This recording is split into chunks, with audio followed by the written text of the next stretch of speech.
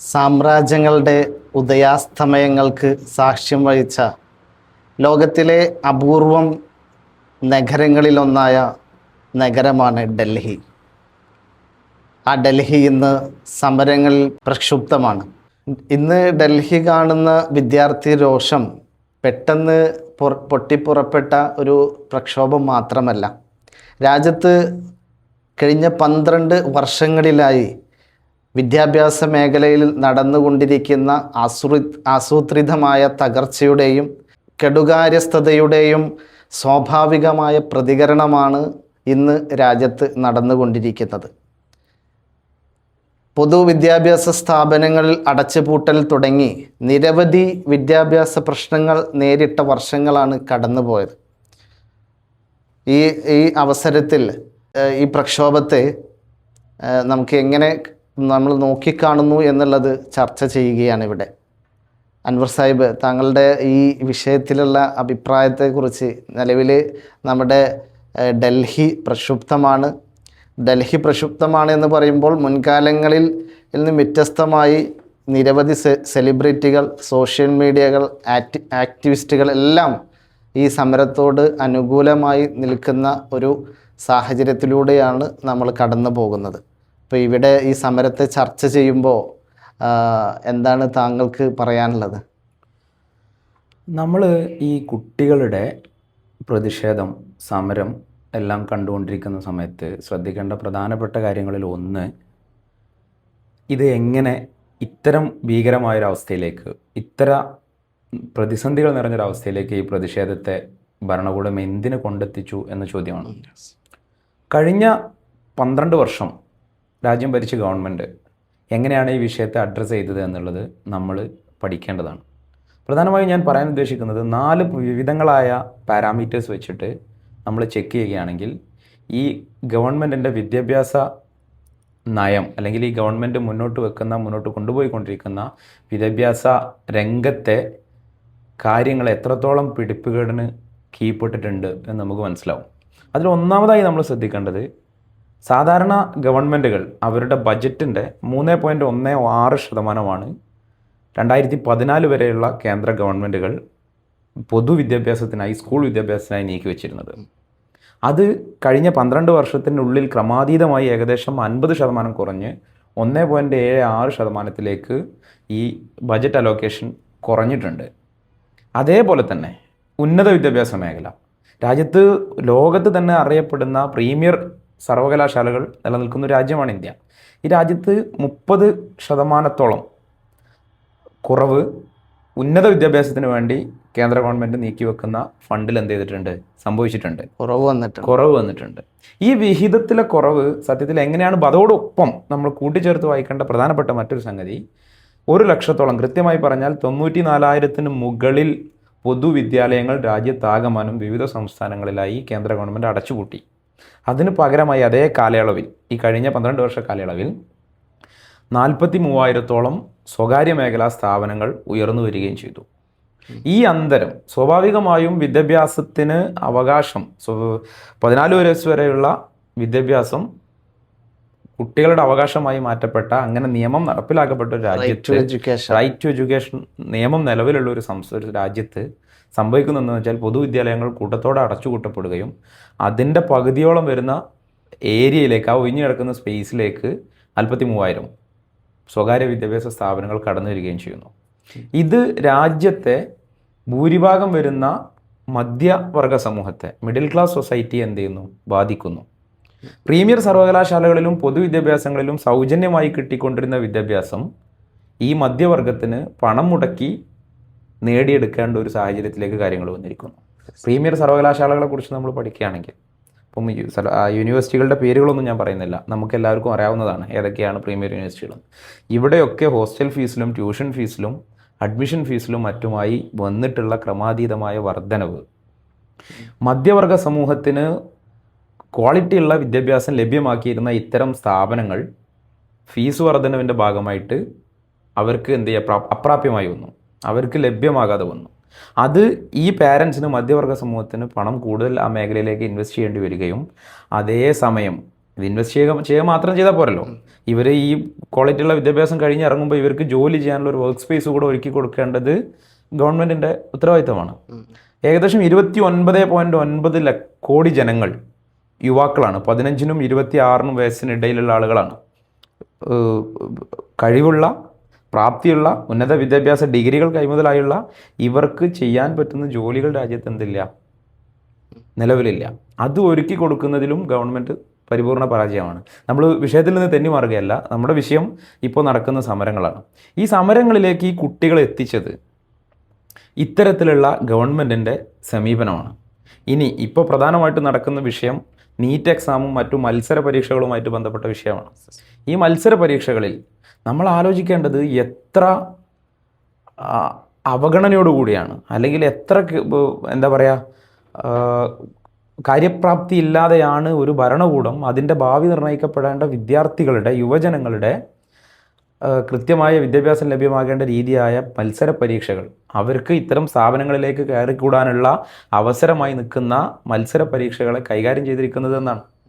2014 Modi government അല്ലെങ്കിൽ നിലവിലെ government അധികാരത്തിലേറിയത് മുതൽ ഈ സംസാരിക്കുന്ന നിമിഷം വരെ രാജ്യത്ത് ചോർന്ന പരീക്ഷാ പേപ്പറുകളുടെ എണ്ണം എന്ന് പറയുന്നത് 152 ആണ്. ഈ കണക്കുകൾ കണ്ടിട്ടുണ്ടായിരുന്നു. 152 പരീക്ഷകളുടെ ചോദ്യ പേപ്പറുകൾ രാജ്യത്ത് ചോർന്നിട്ടുണ്ട്. ഈ ചോർന്നതിൽ 2017 മാത്രം രൂപീകൃതമായ NTA എന്ന് പറയുന്നത് സുപ്രധാനമായ JEE, നീറ്റ്, CUET, നെറ്റ് പോലെയുള്ള പരീക്ഷകൾ, സുപ്രധാനമായിട്ടുള്ള നിർബന്ധമായും ക്വാളിറ്റി അഷ്വർ ചെയ്യേണ്ട എക്സാമുകൾ നടത്തുന്ന നീറ്റിൻ്റെ കൈവശത്തിൽ നിന്നും 2017 നവംബറിൽ മാത്രം രൂപീകൃതമായ NTA നാഷണൽ ടെസ്റ്റിംഗ് ഏജൻസിയുടെ കയ്യിൽ നിന്നും ചോർന്നത് 9 ചോദ്യപേപ്പറുകളാണ്. ഈ 9 എണ്ണത്തിൽ കഴിഞ്ഞ വർഷത്തെ കെമിസ്ട്രി ചോദ്യപേപ്പർ വരെ ഉണ്ട്, കെമിസ്ട്രി നെറ്റ് ചോദ്യപേപ്പർ വരെ ഉണ്ട്. കഴിഞ്ഞ 8 വർഷത്തിന്റെ കയ്യിൽ നിന്ന് ചോർന്നു. ഇവിടെ ഈ NTA രൂപീകരണം തന്നെ മറ്റൊരു പ്രഹസനമാണ്. 2017 NTA രൂപീകരിക്കുന്നത് പാർലമെന്റിലൂടെ അല്ല, യൂണിയൻ ക്യാബിനറ്റിന്റെ സ്വതന്ത്രമായൊരു തീരുമാനമാണ് NTA എന്ന് പറയുന്ന ഈ ഒരു സംവിധാനം എന്ത് ചെയ്യുന്നത്, രൂപീകരിക്കപ്പെടുന്നത്. സാധാരണ ഉന്നത സർവകലാശാലകളിലേക്കുള്ള പരീക്ഷകളുടെ ചോദ്യപേപ്പർ തയ്യാറാക്കുന്നത്, അതിൻ്റെ പദ്ധതികൾ നടപ്പിലാക്കുന്നത്, അതിൻ്റെ മറ്റു പരീക്ഷാ രീതികളൊക്കെ തീരുമാനിക്കുന്നത് ഒന്നുകിൽ സംസ്ഥാന സർക്കാരായിരുന്നു, അല്ലെങ്കിൽ അതത് യൂണിവേഴ്സിറ്റികൾ സ്വയമായിരുന്നു. NTA വന്നതോടുകൂടി ഒരുവിധം എല്ലാ പരീക്ഷകളും എന്ത് ചെയ്യപ്പെട്ടു, NTA കീഴിലേക്ക് ക്രോഡീകരിക്കപ്പെട്ടു, സെൻട്രലൈസ് ചെയ്യപ്പെട്ടു. ഈ സെൻട്രലൈസ് ചെയ്യപ്പെട്ടതോടുകൂടി തന്നെ പരീക്ഷാ പേപ്പറുകളുടെ നിർമ്മിതിയിൽ അക്കാദമിക മികവുള്ള ബുദ്ധിജീവികളുടെ എണ്ണം കുറയപ്പെടുകയും തൽസ്ഥാനത്തേക്ക് ആര് കടന്നു വരികയും ചെയ്തു, രാഷ്ട്രീയ താല്പര്യത്തോടു കൂടി നിയമിക്കപ്പെടുന്ന അക്കാദമികരുടെ കടന്നുകയറ്റം ഉണ്ടായി. അവരുടെ അവധാനതയില്ലാത്ത സമീപനം ചോദ്യപേപ്പറുകൾ തയ്യാറാക്കുന്നതിൽ, ഇത് കൈകാര്യം ചെയ്യുന്നതിൽ. ഇനിയിപ്പോൾ NTA ഈ പരീക്ഷ നടത്തുന്നത് എങ്ങനെയാണെന്ന് നമ്മൾ മനസ്സിലാക്കിയിരിക്കുന്നത്. NTA എന്ന് പറയുന്നത് ഇന്ന് ഹിന്ദുവിൽ സോണിയാഗാന്ധി എഴുതിയ ലേഖനത്തിൽ വ്യക്തമായിട്ട് പറയുന്നുണ്ട്. കേവലം കുറഞ്ഞ സ്റ്റാഫുകളെ മാത്രം വെച്ച് നടത്തുന്ന ഒരു കോൺട്രാക്ട് സ്ഥാപനമായി NTA എന്ത് ചെയ്തിരിക്കുന്നു, മാറിയിരിക്കുന്നു എന്ന വിമർശനമാണ് ഇന്ന് സോണിയാഗാന്ധി ഹിന്ദുവിൽ ഉന്നയിച്ചിരിക്കുന്നത് ഈ വിദ്യാർത്ഥി സമരവുമായിട്ട് ബന്ധപ്പെട്ട അവർ എഴുതിയ ലേഖനത്തിൽ. അപ്പോൾ പറഞ്ഞു വരുന്നത് NTA കെടുകാര്യസ്ഥത കൃത്യമായി കുട്ടികളെ ഈ സമരത്തിലേക്ക് കൊണ്ടെത്തിക്കുന്നതിൽ എന്ത് ചെയ്തിട്ടുണ്ട്, പങ്കുവഹിച്ചിട്ടുണ്ട്. അതുപോലെ തന്നെ NTA സംഭവിക്കുന്നത് എന്താണെന്ന് വെച്ചാൽ, ഇത് ഒരേ സമയം ഒറ്റ ഏജൻസി പരീക്ഷ നടത്തുകയും അവരുടെ താല്പര്യത്തിലുള്ള ആളുകൾ, അവരുടെ കയ്യിൽ കിട്ടുന്ന ആളുകളെ പരീക്ഷാ പേപ്പറുകൾ തയ്യാറാക്കാനും മറ്റു കാര്യങ്ങൾക്കുമായി ഏൽപ്പിക്കുകയും ഇതിൻ്റെ എൻഡ് ഫേസിൽ പരീക്ഷ നടത്തുന്നത് ആരാന്ന് ചോദിച്ചാൽ സ്വകാര്യ കോൺട്രാക്ട് ഏജൻസികളാണ്. ഇപ്പം തൃശ്ശൂരും മറ്റുമൊക്കെയുള്ള IT കമ്പ്യൂട്ടർ സെൻ്ററുകളാണ് എന്ത് ചെയ്യുന്നത്, ഈ പരീക്ഷ നടത്തുന്നത്. അവിടെ നിന്നാണ് പലപ്പോഴും എന്ത് ചെയ്യുന്നത്, 5 ലക്ഷം രൂപക്കൊക്കെയാണ് നീറ്റിൻ്റെ ചോദ്യപേപ്പർ എന്ത് ചെയ്തിട്ടുള്ളത്, ചോർന്നു പോയിട്ടുള്ളത് എന്നാണ് പറയപ്പെടുന്നത്. ഇതിൽ ഗൗരവതരമായ സംഗതി, നമ്മുടെ ഗവൺമെൻറ് ഇനിയും ഇത്രയൊക്കെ സമരങ്ങളും പ്രതിഷേധങ്ങളും ഒക്കെ നമ്മൾ മാറ്റി നിർത്തിയാലും ഈ ഗവൺമെൻറ് ഇനിയും ഉണർന്നിട്ടില്ല, അല്ലെങ്കിൽ ഈ വിഷയത്തെ തികഞ്ഞ അവജ്ഞയോടുകൂടിയാണ് കൈകാര്യം ചെയ്യുന്നത് എന്നതിനുള്ള ഏറ്റവും വലിയ തെളിവ് ഈ വർഷത്തെ നീറ്റ് എക്സാം നടക്കുന്നത് മെയ് 3-ാം തീയതിയാണ്. അതിൻ്റെ ചോദ്യപേപ്പർ ചോർന്നു എന്ന വാർത്ത വരുന്നു. ശേഷം ജൂൺ 21-ാം തീയതി നീറ്റ് റീടെസ്റ്റ് നടക്കുന്നു. കേവലം 46 ദിവസം. ഈ 46 ദിവസത്തിനിടക്ക് രാജ്യത്തിൻ്റെ വിവിധ ഭാഗങ്ങളിൽ പൊലിഞ്ഞു വീണത് 37 കുഞ്ഞുങ്ങളാണ്. 37 കുട്ടികൾ ആത്മഹത്യ ചെയ്തു. ഈ കുട്ടികളുടെ പാരൻസിനെ ഒന്ന് വിളിച്ചിരുത്താനോ, ഇവർക്ക് മാന്യമായൊരു നഷ്ടപരിഹാരം നൽകാനോ, ഇവരോട് മാന്യമായ രീതിയിലൊരു സമീപനം സ്വീകരിക്കാനോ, മറ്റെന്തെങ്കിലും തരത്തിൽ ഇവർക്ക് കോമ്പൻസേഷൻ കൊടുക്കാനോ ഈ ഗവൺമെൻറ് ഇതുവരെ തയ്യാറായിട്ടില്ല. 37 ജീവനുകൾ എന്ന് പറയുന്നത് നാളെ ഈ രാജ്യത്തിൻ്റെ ഭാവി നിർണ്ണയിക്കപ്പെടേണ്ട യുവതലമുറയാണ്. ഈ യുവതലമുറയെയാണ് ഗവൺമെൻറ് കൊന്നുകളഞ്ഞത്. നമ്മൾ ഇൻസ്റ്റിറ്റ്യൂഷണൽ മർഡർ എന്നൊക്കെ പറയാറുണ്ട്. സംവിധാനങ്ങൾ കളഞ്ഞിട്ടുള്ള ആളുകൾ എന്ന് പറയാറുണ്ട്. അതിൽ ഉൾപ്പെടുത്തിയിട്ട് ഈ കുട്ടികൾക്ക് നഷ്ടപരിഹാരം നൽകണം. മറ്റു കുട്ടികൾക്ക് അവർ നഷ്ടപ്പെട്ട സമയം, അവരുടെ മാനസികാവസ്ഥ. അപ്പം നമ്മളുടെയൊക്കെ കുടുംബങ്ങളിൽ നീറ്റ് എക്സാം എഴുതുന്ന കുട്ടികളുണ്ട്. ഇവരുടെയൊക്കെ മാനസിക സമ്മർദ്ദം, കോച്ചിങ് സെൻറ്ററുകളിൽ നിന്ന് ഇവരനുഭവിക്കുന്ന പ്രയാസം, ഈ പ്രയാസത്തിന് ആര് പരിഹാരം കാണും? സ്വാഭാവികമായിട്ടും ഇതിലൊക്കെ പ്രതിഷേധിക്കുന്ന, ഇതിലൊക്കെ പ്രതിഷേധമുള്ള യുവതലമുറ തെരുവിലിറങ്ങും. ആ തെരുവിലിറങ്ങുന്നതാണ് നമ്മളിപ്പോൾ എന്ത് കണ്ടുകൊണ്ടിരിക്കുന്നത്. പക്ഷേ ഈ മുൻകാലങ്ങളിൽ നിന്നുള്ള സമരങ്ങളിൽ നിന്നൊക്കെ വ്യത്യസ്തമായിട്ട് ഈ സമരത്തിൽ നമുക്ക് ശ്രദ്ധയാകർഷിക്കാൻ പറ്റുന്ന കുറേ കാര്യങ്ങളുണ്ട്. അതിലൊന്ന് ഇപ്പം നമ്മൾ ഈ ജെൻസി എന്ന് പറയുന്ന ഈ സംഭവം, നമ്മൾ സോഷ്യൽ മീഡിയകളിൽ അല്ലെങ്കിൽ ഇൻസ്റ്റഗ്രാമിൽ ഒതുങ്ങി പോകുന്നവരാണ്, അല്ലെങ്കിൽ അതിൽ സ്ക്രോൾ ചെയ്ത് അങ്ങനെ ജീവിതം മുന്നോട്ട് പോകുന്നവരാണ് എന്ന് പറയുമ്പോൾ, ശരിക്കും യഥാർത്ഥത്തിൽ ഇവർ സ്ക്രോൾ ചെയ്ത് നോക്കുന്ന കാര്യങ്ങൾ രാഷ്ട്രീയമുണ്ടായിരുന്നു എന്ന് നമുക്കിപ്പോൾ ഈ ഒരു സമരങ്ങൾ കാണുമ്പോൾ മനസ്സിലാക്കാൻ കഴിയുകയാണ്. കാരണം ഒരു ഭയമില്ലാതെ ഈ രാജ്യത്തിൻ്റെ ഫാഷിസത്തിനെതിരെ നെഞ്ചും വിരിച്ച് നിൽക്കുന്ന, നമ്മൾ വിവിധ ചിത്രങ്ങൾ, വിവിധ വീഡിയോകൾ അതുമായി ബന്ധപ്പെട്ട് കണ്ടതാണ്. അതായത് പോലീസുകാർ ലാത്തി ഉപയോഗിച്ച്, പോലീസുകാരെന്ന് പറയപ്പെടുന്നവരും ലാത്തി ഉപയോഗിച്ചിട്ട് ആക്രമിക്കുമ്പോൾ അതിന് തെല്ലും ഭയമില്ലാതെ വീണെടുത്തുനിന്ന്, അല്ലെങ്കിൽ നെറ്റടിച്ച് പൊളിക്കുമ്പോൾ, അല്ലെങ്കിൽ ലാത്തി കൊണ്ടടിക്കുമ്പോൾ ആ വീണെടുത്തുനിന്ന് അവർ എഴുന്നേറ്റ് വന്നിട്ട് വീണ്ടും സമരത്തിലേക്ക്, പ്രക്ഷോഭത്തിലേക്ക് കടക്കുകയാണ്.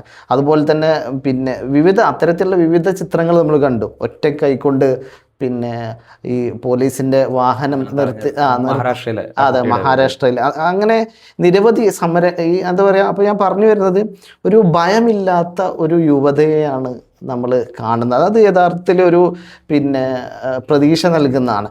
സാധാരണ ഇത്തരത്തിലുള്ള സമരങ്ങൾ നടക്കുമ്പോൾ അതിനെ മറ്റെന്തെങ്കിലും കോണിൽ കൊണ്ടുപോയിട്ട് പേരുപയോഗിച്ചിട്ട് പിടിച്ചു കെട്ടാറാണ്. എങ്ങനെയും കോർണറൈസ് ചെയ്യാനാണ് ശ്രമിക്കാറ്. പക്ഷേ ഇവരതിനെ ഈ തലമുറ അതിനെ വളരെ ലാഘവത്തോടു കൂടി, അതൊന്നും ഇപ്പോൾ അത് ഏതൊരു മീഡിയകളിൽ ഒരു കുട്ടിയോട് നിങ്ങൾ പാകിസ്ഥാനിൽ നിന്ന് ഫണ്ട് വന്നിട്ടല്ലേ, അല്ലെങ്കിൽ വിദേശത്തു നിന്ന് ഫണ്ട് വന്നിട്ടില്ലേ എന്ന് ചോദിക്കുമ്പോൾ അതിനെ ഒരു കോമഡി ആയിട്ടാണ് അവരത് എടുക്കുന്നത്. കാരണം അവർ പറയുന്ന മറുപടിയൊക്കെ യഥാർത്ഥത്തിൽ ഈ ജനറേഷൻ ഈ കൃത്യമായ രാഷ്ട്രീയ ബോധമുള്ളവരാണ് എന്ന് തെളിയിക്കുന്നതാണ്. അപ്പോൾ പറഞ്ഞു വരുന്നത്, തെല്ലും ഈ ഫാഷിസത്തോട് ഭയമില്ലാത്ത, സന്ധിയില്ലാത്ത, അവകാശങ്ങൾ ചോദിച്ചു വാങ്ങാൻ കഴിയുന്ന, ജനാധിപത്യത്തിൽ വിശ്വസിക്കുന്ന ഒരു വിദ്യാർത്ഥി സമൂഹം ഇവിടെ ഉണ്ട് എന്നുള്ളതിന് ഒരു ഉദാഹരണമാണ് ഇത്തരത്തിലുള്ള സമരവും പ്രക്ഷോഭങ്ങളും ആളുകൾ ജന്തർ മന്ദറിലേക്ക് ഒഴുകുന്നതും ഒക്കെ. ഇത് രാജ്യത്ത് ഇതിനു മുമ്പ് ഒരുപാട് പ്രതിഷേധങ്ങൾ ഉണ്ടായിട്ടുണ്ട്. ഇപ്പോൾ നമ്മളുടെ ഒരു ബോധം വെച്ച കാലഘട്ടത്തിൽ 2010 ശേഷം നിർഭയ കേസുമായിട്ട് ബന്ധപ്പെട്ട് രാജ്യത്താകമാനം തെരുവുകൾ പ്രക്ഷുബ്ധമായിട്ടുണ്ട്. നിർഭയ ബസ്സിൽ വെച്ച് പിടിപ്പിക്കപ്പെട്ട ഒരു പെൺകുട്ടിയുടെ UPA ഭരണകാലത്താണ്. അതിനുശേഷം അണ്ണാ ഹസാരയുടെ ആൻറ്റി കറപ്ഷൻ, അഴിമതിക്കെതിരെയുള്ള മൂവ്മെൻ്റ് ഉണ്ടായിട്ടുണ്ട്. അതിനുശേഷം ആൻറ്റി CAA പ്രൊട്ടസ്റ്റ് ഉണ്ടായിട്ടുണ്ട്, കർഷക സമരം ഉണ്ടായിട്ടുണ്ട്. ഇതിനൊക്കെ അടിച്ചമർത്തിയ ഒരു രൂപത്തിൽ ഈ സമരത്തെ കൈകാര്യം ചെയ്യാൻ ഗവൺമെൻറ്റിന് സാധിക്കുന്നില്ല എന്നതാണ്. ഒരുപോലെ ഗവൺമെൻറ്റും പ്രയാസത്തിലാകുന്നത്, ഈ കുട്ടികളും എന്ത് ചെയ്യുന്നത്, ഇവരുന്നയിക്കുന്ന ആവശ്യങ്ങൾ ഉൾക്കൊള്ളാൻ ഇവർക്ക് പറ്റുന്നില്ല എന്നൊരു രീതിയിലേക്ക്. അതേപോലെ തന്നെ ഈ വിദ്യാർത്ഥി സമൂഹം സംസ്ഥാനങ്ങളിലും ഇത്തരത്തിലുള്ള പ്രക്ഷോഭങ്ങൾക്ക് നേതൃത്വം വെച്ച്, ഗുജറാത്തിലൊക്കെ അതിന് ഉദാഹരണങ്ങൾ ഉണ്ടല്ലോ അല്ലെ. ഗുജറാത്ത് നവനിർമ്മാൺ മൂവ്മെന്റ്. അതെ, അത് ശരിക്കും വരുന്നത് അന്ന് ഇത്രയൊന്നും പ്രശ്നങ്ങളില്ല. അന്നത്തെ ഗുജറാത്തിലെ വിഷയം എന്തായിരുന്നു വെച്ചാൽ, അന്നത്തെ അഹമ്മദാബാദിലെ LD കോളേജിലെ കുറച്ച് വിദ്യാർത്ഥികൾ അവിടുത്തെ ട്യൂഷൻ ഫീ, അതേപോലെ ഹോസ്റ്റൽ ഫീ, മെസ് ഫീ ഒക്കെ ഉയർത്തിയതുമായിട്ട് ബന്ധപ്പെട്ട് ഗവൺമെന്റിന് എന്ത് ചെയ്തിരുന്നു. അന്ന് അഴിമതി ഉണ്ട്, പിന്നീട് അവരുടെ സമരത്തിലേക്ക് അഴിമതി വിരുദ്ധ സമരമായിട്ട് അത് പരിവർത്തനം ചെയ്യപ്പെടുന്നുണ്ട്. 1974 അത് പിന്നീട് വളർന്ന് പന്തലിച്ച് അന്നത്തെ ഗുജറാത്ത് ഗവൺമെന്റിന്റെ ചിമൻഭായ് പട്ടേലിന്റെ രാജിയിലേക്കും പ്രസിഡന്റ് ഭരണത്തിലേക്കും പിന്നീട് പുതിയൊരു തെരഞ്ഞെടുപ്പിലേക്കും ഒക്കെ നയിക്കുന്നുണ്ട്. അതേ മൂവ്മെന്റ് ആണ് പിന്നീട് ഇന്ത്യ ആകെ പടർന്നു പിടിച്ച മറ്റൊരു വിമോചന പോരാട്ടമായ ജയപ്രകാശ് നാരായണന്റെ നേതൃത്വത്തിലുള്ള ടോട്ടൽ റെവല്യൂഷനിലേക്ക് എന്നെ പ്രചോദിപ്പിച്ചതെന്ന് ജയപ്രകാശ് നാരായണൻ പിൽക്കാലത്ത് എന്ത് ചെയ്യുന്നുണ്ട്, പറയുന്നുണ്ട്. അപ്പം ഇത്തരം വിദ്യാർത്ഥി മൂവ്മെന്റുകളാണ് രാജ്യത്തിന്റെ ഗതിയും ഭാവിയും എന്ത് ചെയ്തിട്ടുള്ളത്, മുൻകാലത്ത് നിർണയിച്ചിട്ടുള്ളത്. സമകാലിക കാലഘട്ടത്തിലും അത് തന്നെയാണ് സംഭവിച്ചുകൊണ്ടിരിക്കുന്നത് എന്നുള്ളത് നമുക്ക് വലിയ പ്രതീക്ഷകൾ എന്ത് ചെയ്യുന്നുണ്ട്, നൽകുന്നുണ്ട്.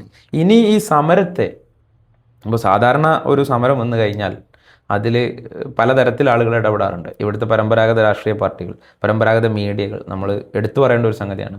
ഗോദി മീഡിയ ഹോയ് ഹോയ് എന്ന് പറയുന്ന ഒരു ചെറിയൊരു മുദ്രാവാക്യം ഉന്നയിച്ചുകൊണ്ട് കുട്ടികൾ ഈ ലിബ്യരായി പോവുകയാണ്. കാരണം കഴിഞ്ഞ 14 വർഷമായിട്ട് അവർ എടുത്തുകൊണ്ടിരുന്ന പ്രൊപ്പഗൻഡ അടിസ്ഥാനത്തിലുള്ള മാധ്യമ പ്രവർത്തനത്തെ നിമിഷങ്ങൾ കൊണ്ട് ഈ കുട്ടികൾ എന്ത് ചെയ്യാണ്, അവരെ പറഞ്ഞേക്കാണ്. ഇത് ഇനി ഇവിടെ എന്ത് ചെയ്യൂല, നടക്കൂല എന്നുള്ള അർത്ഥത്തിൽ ഗോദി മീഡിയ ഹോയ് ഹോയ് എന്ന് പറഞ്ഞിട്ട് ഇപ്പോൾ പല ചാനലുകളുടെയും റിപ്പോർട്ടർമാർ വളരെ മുഖം താഴ്ത്തി ഇറങ്ങിപ്പോകുന്ന ഒരു സാഹചര്യം അവിടെ എന്ത് ചെയ്തിട്ടുണ്ട്, ഉണ്ടായിട്ടുണ്ട്. നമ്മളത് കണ്ടു.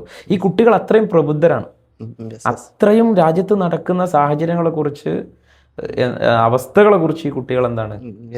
അത് ഈ ഗോദി മീഡിയയുടെ പ്രതിനിധികൾ വരുന്ന തന്നെ ഈ സമരത്തെ പിന്നെ വക്രീകരിച്ച് കാണിക്കാൻ, അല്ലെങ്കിൽ വേറെ എന്തെങ്കിലും ചോദ്യങ്ങൾ ചോദിച്ചിട്ട് അത്തരത്തിലുള്ള ചോദ്യങ്ങളുമായിട്ടാണ് അവർ ഇവരുടെ അടുത്തേക്ക് വരുന്നത്. പക്ഷെ ഇവരതിനെ നേരിടുന്ന രീതിയും മറുപടി പറയുന്നതും അതൊക്കെ ഒരു ശ്രദ്ധിക്കപ്പെടുന്ന ഒന്നാണ്.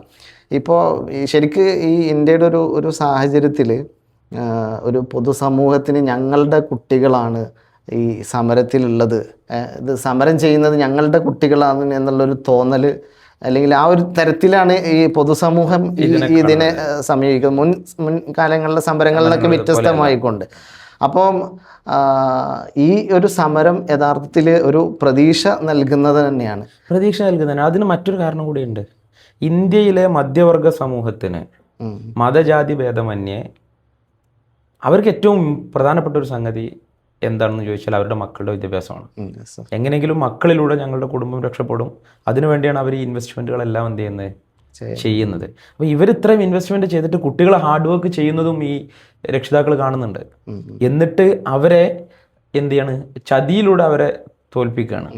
അവരുടെ കഴിവുകേടോ അവരുടെ അറിവില്ലായ്മയോ അവരുടെ പ്രാപ്തിക്കുറവോ ഒന്നുമല്ല, മറിച്ച് ഇത് കൃത്യമായി നടത്തേണ്ട അന്വേഷണ പരീക്ഷാ ഏജൻസികളുടെ ക്രമക്കേടുകൾ കാരണം, അവരുടെ കൃത്യമായിട്ടുള്ള നടത്തിപ്പിന്റെ പോരായ്മ കാരണം ഈ കുട്ടികൾ പരാജയപ്പെടുന്നു. അപ്പൊ ഏതൊരു മനുഷ്യനും മാനസിക സമ്മർദ്ദത്തിലായിട്ട് ആത്മഹത്യയിലേക്കൊക്കെ തള്ളുന്ന നിരവധി സംഭവങ്ങൾ ഉണ്ടായിരിക്കെ ഒരു ജീവിത പ്രശ്നമായിട്ടുള്ള ഇത്തരത്തിലുള്ള ഈ പരീക്ഷകൾ മാറുമ്പോൾ സ്വാഭാവികമായിട്ടും അത് വിദ്യാർത്ഥികളിൽ ഉണ്ടായിരിക്കുന്ന മാനസിക സമ്മർദ്ദം വളരെ വലുതാണ്. വീണ്ടും പ്രിപ്പയർ ചെയ്യണം, അല്ലെങ്കിൽ വീണ്ടും എക്സാം എഴുതണം എന്ന് പറയുമ്പോൾ തന്നെ അത് ഒരു ഇത് എഴുതി കഴിഞ്ഞ ഒരാളെ ഏതർത്ഥത്തിൽ അത് എടുക്കുന്നു എന്നുള്ളതൊക്കെ ഒരു ചോദ്യചിഹ്നമാണ്. ഇപ്പോൾ ഗോദി മീഡിയയുടെ കാര്യം പറയുമ്പോൾ തന്നെ ഇതിലൊരു അപകടകരമായിട്ടുള്ള മറ്റൊരു വസ്തുത കൂടിയുണ്ട്.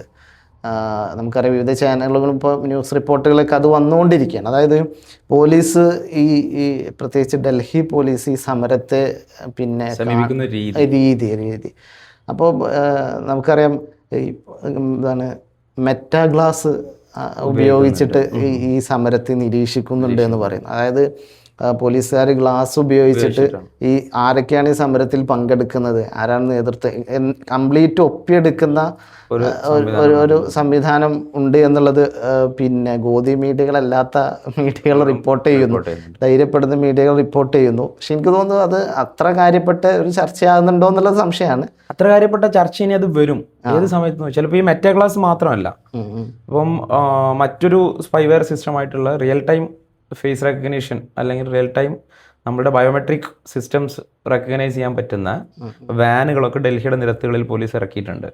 അപ്പോൾ അതിൻ്റെ പ്രത്യേകത എന്താ വെച്ചാൽ ആരാണ് എന്നുള്ളത് ഇവർക്ക് സർക്കാരിൻ്റെ ഡാറ്റാബേസുമായിട്ട് വെച്ച് നോക്കി കഴിഞ്ഞാൽ, ഫോട്ടോ കിട്ടിക്കഴിഞ്ഞാൽ ബയോമെട്രിക് അവർക്ക് കംപ്ലീറ്റ് കിട്ടും. അത് ഇനി ചർച്ച ചെയ്യാൻ പോകുന്നത് എപ്പോൾ എന്ന് ചോദിച്ചാൽ സമരങ്ങൾക്ക് ശേഷം, ഇപ്പം ഡൽഹി കലാപത്തിന് ശേഷം അല്ലെങ്കിൽ ആൻറ്റി CAA പ്രൊട്ടക്ഷന് ശേഷം സഫൂറ സർക്കാരിനെ പോലെ ഉമർ ഖാലിദിനെ പോലെയുള്ള ആളുകൾ നീണ്ട കാലത്തെ സർജിൽ ഇമാമിനെ പോലെ നീണ്ട കാലത്ത് ജയിൽവാസം അനുഭവിക്കുന്നുണ്ട്. അതുപോലെ ഇതിൻ്റെ നേതൃത്വത്തെയും ഇതിൽ പങ്കെടുത്ത ആളുകളെയും ഭരണകൂടം എന്ത് ചെയ്യും, വേട്ടയാടും എന്ന് നമുക്ക് ഉറപ്പാണ്. കാരണം അതിനു വേണ്ടിയിട്ടാണ് അവർ ഈ ഡാറ്റകൾ എന്ത് ചെയ്യുന്നത്, സ്വീകരിച്ച് സ്വരൂപിച്ച് വെക്കുന്നത് എന്നാണ് ഞാൻ മനസ്സിലാക്കുന്നത്.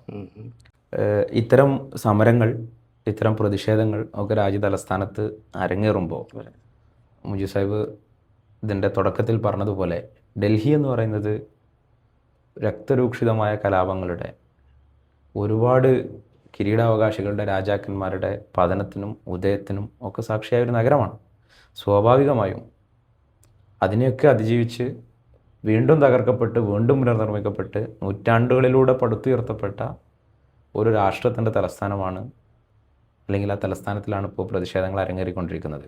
സ്വാഭാവികമായിട്ടും അത്തരം ഒരു സ്ഥലത്ത് നടക്കുന്ന പ്രതിഷേധങ്ങളെല്ലാം തന്നെ വലിയ പ്രതീക്ഷ നൽകുന്നതും നമുക്ക് ആശാവഹവുമാണ്.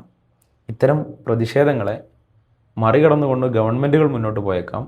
പക്ഷേ ഇത്തരം പ്രതിഷേധങ്ങളിലൂടെ, സമരങ്ങളിലൂടെ, പ്രത്യേകിച്ച് ജന്തർ മന്ദർ പോലുള്ള സ്ഥലങ്ങളിലെ സമരങ്ങളിലൂടെ രചിക്കപ്പെട്ട ചരിത്രം ഇതിഹാസങ്ങളായി വരും തലമുറ വായിക്കപ്പെടുക തന്നെ ചെയ്യും.